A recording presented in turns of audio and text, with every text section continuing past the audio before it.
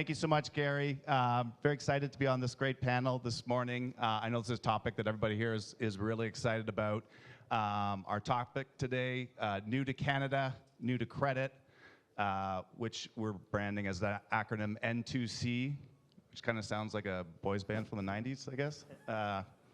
Don't worry, they don't get better. But this is a huge opportunity in growing. So in the budget, the federal government announced plans to welcome over 1.5 million new immigrants to Canada just in the next 3 years alone. And if you talk to the banks and lenders out there, they'll all tell you that this is of strategic importance, that this is one of their most important segments. I think that's why everyone here is so excited for this topic today. Yet, if you look at the policies and processes of banks, they're not really designed for new immigrants, right? Like you see, if you talk to people who have come here recently, they'll probably tell you they had to jump through a lot of hoops to get approved for a financial product. They probably got a credit line much lower than they deserved. And so from the angle of financial inclusion, I think this is really important, right? Because you have this large and growing underserved market that in some respect is shut out from the financial products they deserve. And so there's a huge opportunity if you're a lender to tackle this problem. And I'm so excited because today we've got a panel of people that are actually out there in the market coming up with innovative solutions and helping bridge this financial gap. So let me introduce. We've got here from left to right, we've got Matt from TransUnion, one of the largest credit bureaus in the world. Nice to see you, Matt. We got Misha from Nova Credit, who brings international credit data, and is also, Misha, I think the most recently accredited credit bureau in Canada. Is that right? That's right. Yeah, congratulations. And Manu from Empower, that offers scholarships and loans to international students. So welcome, Manu. Thank you. So we said it's a big opportunity. We know when people emigrate here to Canada, that's when they're going to need a bunch of financial products, right? They're probably going to want to open a bank account, get a credit card, an auto loan. So from like a customer journey perspective, this is like a real moment that matters, right? And if you can be that lender to be there in that moment that matters, I think there's a huge opportunity to build loyalty and stickiness over time, right? So maybe I'll start with you, Misha. So with Nova Credit, you get to visit a lot of different countries. Like, how do you think Canada compares to those other countries in terms of newcomer population growth as well as like openness to newcomers? We're incredibly excited. First of all, thanks for having me here. Incredibly excited about this market for all the obvious reasons and all the reasons I think this audience is interested in this topic, which is over the next 20 to 30 years, Canada is expected to grow its population by 12 to 15 million people, and 100% of that population growth is coming from immigration, right? And so when you think about a demographic shift like that, and that is the case in the US, that's the case in the UK, in Singapore, UAE, we have businesses around the world there. There is virtually no way to grow unless you have a dedicated strategy for how to attract and retain the new to Canada segment. And core to our positioning and where we're focused is enabling partners to acquire that segment armed with the data on who these customers are as they move into Canada with their credit file in hand from wherever they're from. And so it's a big demographic shift that's happening. It's a really exciting one. Having done sessions like this all over the world, there is no market that is more focused on new to country than Canada in the world. The level of executive level sponsorship and focus on this segment is really unprecedented, and we're incredibly excited about the opportunity here. That's amazing. Matt, I know at TransUnion you've done a lot of research on new to credit. What can you tell us a little bit about the appetite for credit and maybe some of the habits? And yeah, sure. I think a couple things stand out, and we've done a lot of research into new to credit populations across the world. But digging deep into Canada, I'd say three things stick out, right? So certainly echoing Misha's sentiment that there's definitely a high appetite and a high demand for credit amongst this group, right? They're coming here, whether they're entering the credit market for the first time as an 18, 19-year-old or they're immigrating to Canada, there's a high appetite to get at that credit. They don't always get the credit that they're looking to get for reasons we're probably going to talk about all day today, but we find that there's certain restrictions and things that prohibit them maybe from getting to that credit. But the credit that they do get, we find that in most cases they perform as good and in many cases better than established Canadians in terms of delinquency rates, in terms of utilization rates. So they're really, really good consumers. And the constraint for them is, from their perspective, they don't, especially the new immigrants to Canada, they don't quite understand the system. And so they're coming here, they're confused as to why they're not getting the credit that maybe they used to get where they were from, because they're not all coming with zero credit history. And so, they have this comfort using credit, and they exhibit very good behaviors. And so I think, that's what really stands out. And I think the challenge for lenders, and the challenge that is being solved by a lot of folks in this room that we talk to, is how do you ramp that up quickly, and how do you get them access to that credit?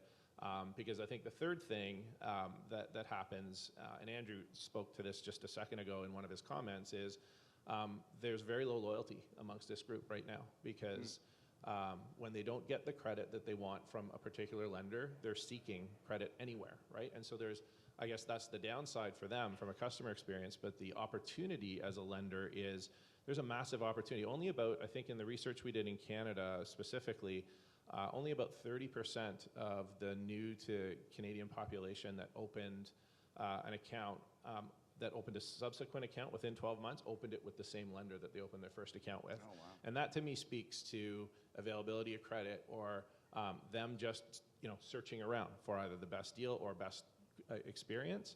And so I guess the inverse of that is there's a massive opportunity to develop that loyalty right off the hopper. Excellent. That's great. Manny, what about from a student perspective? So what are some of the unique needs you see for international students, and how are you attracting these students overseas? Sure. So I think, having worked at McKinsey, one of the key things that was big there is this notion of de-averaging whenever you talk about a customer segment. And international students are very unique in a few different ways. The first one is in terms of their earnings curve. So, by definition, they're not making much money in their first 2 or 4 years coming to Canada, just by virtue of being in school. And then you have this asymmetry afterwards in which they're going to make typically more than the median income once they do graduate from a master's degree or from an undergrad degree in computer science, et cetera. A lot of them are coming to study in STEM or in business. So that's one characteristic. The other one, and maybe this speaks a little bit to the point on character, there's a signal that international students, given that they're borrowing typically not for consumer electronics, but for their education, for their own personal advancement. And that's a signal around a character in terms of discipline, in terms of their desire to increase their capacity, to use another, I guess, credit term. There are also some nuances around product. So like a lot of other new to Canada customers, they will need a checking account, a savings account, a way to send money back and forth between their home country and Canada. They will need eventually a car loan and other products. But I think their most immediate need, typically, at least for a subset of international students, is the ability to borrow for their education, which is essentially what Empower does and the core of our business. So those are certain nuances about the international students. And then in terms of the second part of your question, which is how Empower acquires customers, we have a mix of channels. So university partners in Canada are certainly very relevant, and they build a lot of awareness when the student gets admitted into a school, whether it's University of Toronto or Waterloo or Trent University. I think there's that awareness. And then we also have 120 partners around the planet. These are admissions counselors, so people who help you write your MBA essays. These are test prep centers, so the groups that help you as an international student prepare for the GRE or the TOEFL exam to come to Canada. And then we also realize that getting a $50,000 loan is not an impulse buy, as you can imagine. And so you typically do quite a bit of research as a customer before you make up your mind. And so you research online, and obviously then digital marketing is quite key. But you also rely quite a bit on friends and family. And so we found that referrals are instrumental as well. So building a global network of influencers or super referrers is essential there. Yeah, that's excellent. Let's talk about barriers for a second, because there is a lot of barriers if you're an immigrant to Canada when it comes to financial products. There's accessibility before arrival. There might be fewer or more fragmented options. You know, you might have to pay a higher APR or get a lower credit limit. And in fact, there was a recent study by StatsCan that showed that recent immigrants are 3 times less likely to have an auto loan, 4 times less likely to have a mortgage, and 5 times less likely to have a line of credit than the average Canadian. And so let me keep it on you for a second, Manu. From when you think about international student loans, does the government, what role does the government, if any, have or should have in helping this? If they have these high immigration targets, is there anything they should be doing to help international students come here to Canada? Sure. Well, I think building on Misha's point earlier, I think the Canadian government is doing a lot of phenomenal things right, and this is coming from someone who's a dual French and American citizen, and I can only envy, it's sort of the immigration policies that Canada has. Canada has an immigration strategy, which is a big differentiator, has an immigration target, has a very transparent process for how to get a visa, how to get permanent residency, which again is not the norm, sadly, around the planet. Has a very clear point system. In terms of international students specifically, Canada also allows international students to work while they're in school, which again is not the norm in the US certainly. And so there's a lot of things the Canadian government is not doing just right, but exceptionally right and well, and way ahead of other countries. I think where it can go even further is at this stage of Empower, we're able to see tens of thousands of applications for students around the planet, and we help the students with their sanction letters for a visa, to get a visa into Canada, to get a visa into the US. And what we're seeing is visa approval rates vary widely by country, so meaning that a similar graduate student in computer science coming from West Africa will not have the same odds of securing a visa as that same graduate student with the same sort of financial support in a different country. And so I think looking at this from the Canadian government a bit more under the microscope and trying to understand if there's ways to equalize some of the regional differences, and that may be in terms of educating the aspiring students who are trying to come to Canada, or trying to see if there's any nuances in the process that can be streamlined. I think that's an opportunity. Excellent. Can Go I ahead, build Misha, on, maybe building on barriers for a moment, and anchoring everybody back into the user experience, the journey, the process of entering into Canada and reestablishing your financial life. Most, if not, I'll say most customer acquisition flows and onboarding flows don't collect the form fields for people who've just arrived to be able to complete. And so most banks end up routing this customer segment to branch. And so all your digital channels are challenged. Your KYC processes typically fail for this segment because there's no identity data at the bureaus or other identity providers that you work with. And then finally, there's no credit file within the bureaus when people first arrive. And so all of these different barriers exist for this customer segment upon arrival. They don't really have bank data yet. And so that's really the crux of the data problem that this customer segment faces. And our whole approach in first solving this in the US with partners like American Express and HSBC, and now here in Canada we announced our partnership with Scotiabank, is really to act as the third bureau. So I'm lucky to be able to sit between two partners. We've been working with TransUnion for I think about 7 years. Empower is actually our first customer, so it's a treat to get to sit next to Manu. And you can really think of us like the third bureau, where we allow partners instant, real-time access to the world's credit bureau system, right? So we work with TransUnion subsidiaries around the world. We work with Equifax, Experian, various independent bureaus, and allow lenders access to highly reliable credit bureau data through a single API to take this customer segment from invisible to visible, and therefore being able to turn on those digital channels, improve line assignment, improve approval rates from the moment someone arrives. Yeah, it's amazing. And to build on that, Misha, like lending's a highly regulated business. A lot of the policies, processes, regulations were not designed necessarily for immigrants in mind. So what advice would you have for lenders, like how to navigate the different policies and regulations in order to better serve this market? Well, I mean, the stance that we've taken, and there's no strict law around how to think about a cross-border bureau anywhere in the world, because we're sort of we're like an N of one company. There's really no one else who's built the connectivity to over 3 billion people around the world, is we've leaned into regulations. We've spent well over a year and a significant amount of capital establishing ourselves in every province here in Canada as a regulated bureau. And that, from our view, is the right position to take, to be able to partner with, various lenders and non-bank lenders here in Canada. I'll also add, as visa requirements change over time, the mix of people coming into the country changes on a regular basis. And we see this in flows here in Canada. We see this in flows in the US, where we see over half of the immigrant inflows into the US already. We see over 1 million people across our systems every year. Being able to build in more connectivity. So we haven't yet announced this, but we just built our connection and are testing it and launched it with Ukraine as an example. So as Ukrainian volume has continued to pick up here in Canada, we can now allow that population of people, again, to go from invisible to visible. Amazing.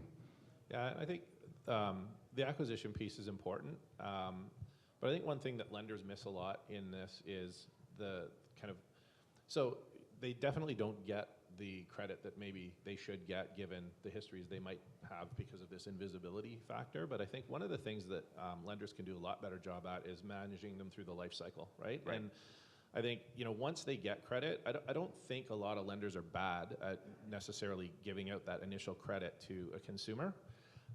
It's maybe not enough, maybe not sufficient, but that goes along, again, with the risk associated with that, given maybe lack of data and lack of history. But once you've acquired that customer, you know a lot more about them very quickly than you did, right? And so moving them slowly through kind of the life cycle in terms of limit management, cross-sell, those kind of opportunities, is something that I think lenders can be a little bit better at, and establishing sort of maybe that segmented credit box for that consumer that might be a little bit more accelerated than kind of putting him in the average of the population. And I think the one thing that we've been working a lot with lenders on is how do you do that, and how do you put in kind of maybe some early warning signals to understand very quickly if they're good risk, bad risk. And we know historically, again, just an average, but the majority of them do outperform. And so how do you find those? How do you find those segments early, and how do you escalate them up so that they do get the credit? And so I think the challenge for a lot of lenders is, I don't have a lot of history up front, which is true, but once you do acquire that customer, there's more opportunity than I think they're getting currently. Yeah, totally. Let's build on that too, Matt, because you're in the data business. Let's talk about data for a second. Like, the biggest barrier probably is lack of credit history, right? Because credit policies are all designed around credit score and how you performed on credit. So from your perspective, like, what are some of the alternate data out there and analytics that you can see that can help these new to credit people on their journey? Yeah, I think, again, just jumping back on this whole life cycle bandwagon, I think looking at the sort of lifetime value of that consumer and thinking about it that way versus kind of here's a consumer at this point in time, especially for a new to credit consumer, that lifetime value might be massive, right? And so how do you measure that? How do you look at early high value models, profitability models, those kind of things to kind of drive that? And so a lot more around the modeling and AI machine learning are contributing to that. And the more data you have that's trended and that can kind of start to look at, are they trending upward, downward, that kind of thing will give you early signals. The other thing that we're working on a lot more that's become a lot, it's turned out to be a lot more indicative is identity, right? So we've started to build out a lot of new identity algorithms that have been really successful in identifying no-hits. And a lot of the reason you see risk in your portfolio from that no-hit population is actually fraud hiding in credit losses, right? And so being able to separate that out early is a huge differentiator. And we've been doing a lot of work and have released a lot of new data sets and working with a lot of vendors now and customers now, really starting to look at that and saying, if we can tell you, okay, there's not maybe necessarily a lot of history on this consumer, But I can tell you relatively definitively that Brent is Brent. That's a starting point, right? Yeah. And if that can lower that fraud rate, then that allows you kind of to start to build out your acquisition strategies maybe a little bit differently. So that's another, looking from an identity and a fraud management side where it's a little bit higher in this group, given there's not a lot of history, I think is another important step. Amazing. Manny, what about you? I know you use some alternate data. Like, what's some of the alternate data that you're using in order to unlock opportunities for international students? Sure. Being French, I have to say at least one controversial thing a day, otherwise I lose my passport. So I'll mention that I think to Matt's point, I'd actually argue there is a lot of data on immigrants and international students in particular. I think thin file is a misnomer in a way. Even we work, to Misha's point, we work with both Misha and Matt, so we collect some data on international students when they have a bit of a presence here because they worked here, they studied undergrad here, etc. But I think beyond that, there's a ton of data. It's just not traditional sort of data in the way that banks and lenders are maybe used to seeing it, right? There's educational data, what degree, what test scores and so on do they have in it, and we've found that there's a ton of predictability around character and capacity to pay buried in that. There's employment data. A lot of people come study in Canada and they have some work experience at home and they have a certain salary, certain experience, sometimes returning offers and so on. And then there's obviously a lot of financial data that Nova and Misha help carry from abroad over to the US and Canada, as well as transaction data that's available pretty quickly. And then there's even less traditional data around social media information and other data sources around rent payments and so on. So I think it might take a little bit more creativity, but I do think there's a blend of traditional credit data that fits in certain boxes, and then the other alternative data allows you to figure out how much capacity to pay the person has, and dipping maybe toes in the water a bit deeper as a lender. It's interesting that you said that because is really good at that. Our wealth management businesses and private banking businesses, right? They're able to identify that that person that's going right now to get their doctor's certificate or they're in medical school or wherever doing their bar, they might have actually an incredible amount of debt and very low asset.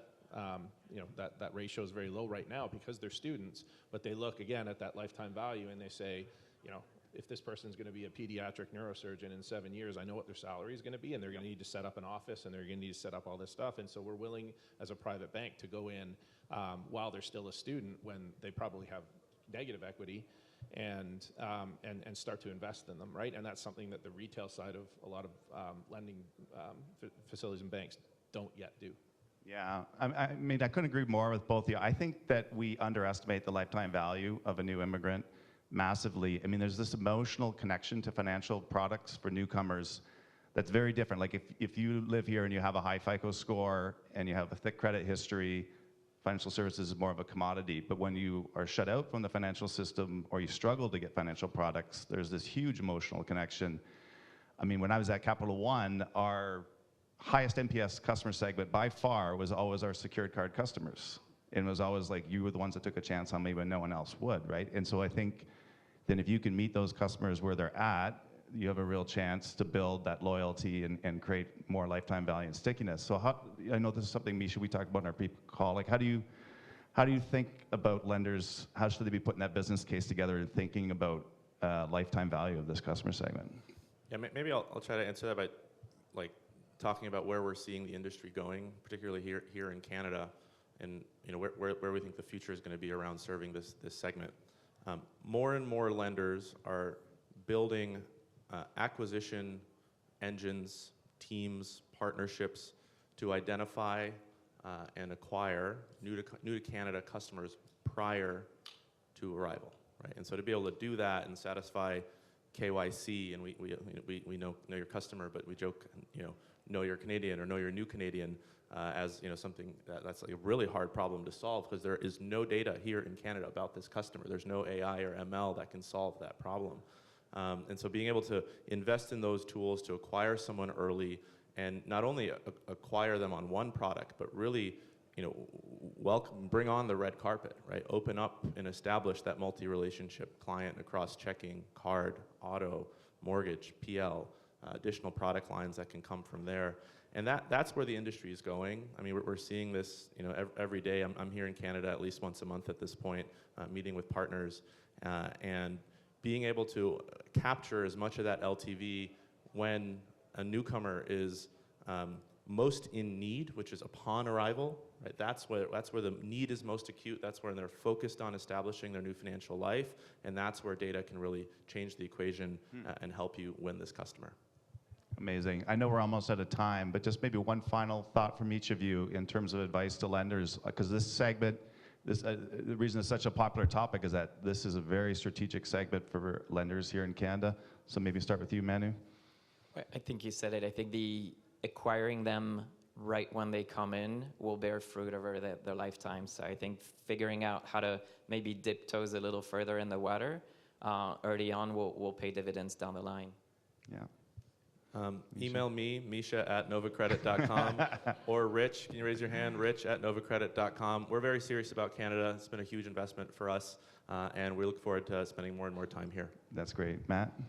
Yeah, I would say, the research we've done globally suggests that, Canada's in a unique position, obviously given the immigration volumes that we talked about earlier, but also some of the things that are happening just, up here.